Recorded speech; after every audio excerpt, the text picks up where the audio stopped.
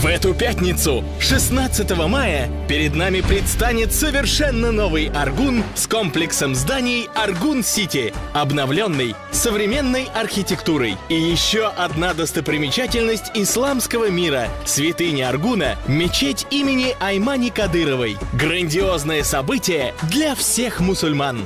قيمة دادو إزبركتي دادو إزهون أج دنيا عالم حا شاسن الخزن خدويتي الخير دوتش درشدول أي ماني حاجي تصرف وي باتشا حنينا وي حلقة باتشا أحمد حاجي حسمنان يولشو أي ماني حاجي تصرف حدول خزدرشدول بهجدك دوهرة. Вас ждет вечер нашидов Махера Зейна, известного во всем мире исполнителя нашидов.